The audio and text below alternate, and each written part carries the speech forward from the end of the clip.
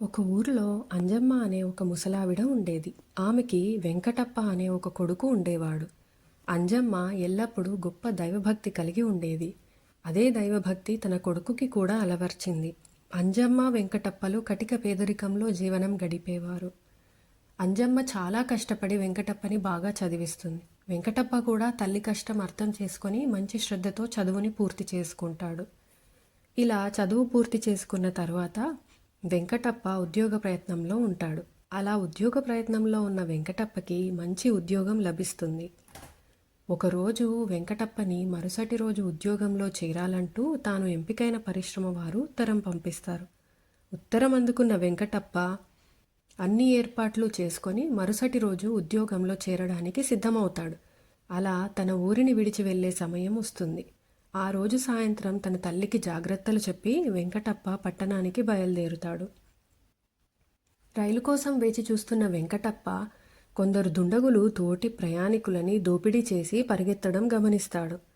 ఆ దుండగులను పట్టుకునే ప్రయత్నంలో వెంకటప్ప కూడా దుండగులలో ఒకడు అని ప్రయాణికులు భావించి అతనిని పోలీసులకి అప్పగిస్తారు. అలా చేతికందిన ఉద్యోగంలో చేరడానికి వెళ్తున్న వెంకటప్పకి చేదు అనుభవం ఎదురవుతుంది. ఇది విన్న తన తల్లి వెంటనే పోలీస్ స్టేషన్కి వెళ్ళి తన కుమారుడు అలాంటి వాడు కాదు అని పోలీసులకి నచ్చజెప్పడానికి ప్రయత్నిస్తుంది. కానీ పోలీసులు అంజమ్మ మాటలు వినకపోగా వెంకటప్పని దూషిస్తారు. అప్పుడు వెంకటప్ప అంజమ్మతో చాలా బాధపడుతూ ఇలా అంటాడు. అమ్మ, మనం ఎప్పుడూ ఎవ్వరికీ ఎలాంటి అన్యాయమూ చేయలేదు. ఎల్లప్పుడూ దైవభక్తితో దేవుడి మీద నమ్మకంతో ఉన్నాము. ఎన్నో కష్టాల కోర్చినా దేవుడు మనకు ఎప్పుడూ సహాయం చేయలేదు. అసలు దేవుడు నిజంగా ఉన్నాడా అమ్మా అని ఎంతో బాధతో తన తల్లితో మాట్లాడతాడు. అంజమ్మకు ఏం సమాధానం చెప్పాలో అర్థం కాక ఏడుస్తూ మౌనంగా ఉండిపోతుంది. రాత్రంతా అంజమ్మ పోలీస్ స్టేషన్ బయట దిక్కుతోచక గడుపుతుంది. మరుసటి రోజు పోలీసులకి ఆ దుండగులు దొరుకుతారు.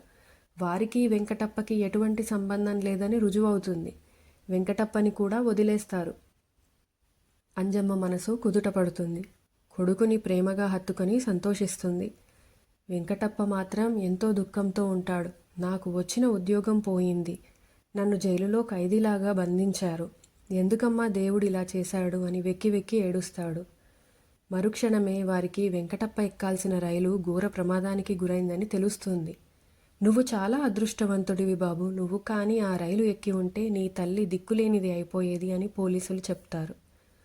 మరుసటి రోజు వెంకటప్ప చేరాల్సిన ఉద్యోగం గురించి పరిశ్రమ వారు వెంకటప్పకి మరలా ఉద్యోగంలో చేరమని ఉత్తరం పంపిస్తారు. వెంకటప్ప ఆనందానికి అవధులు ఉండవు. తల్లికి ఈ విషయం చెప్పగానే తల్లి ఇలా అంటుంది.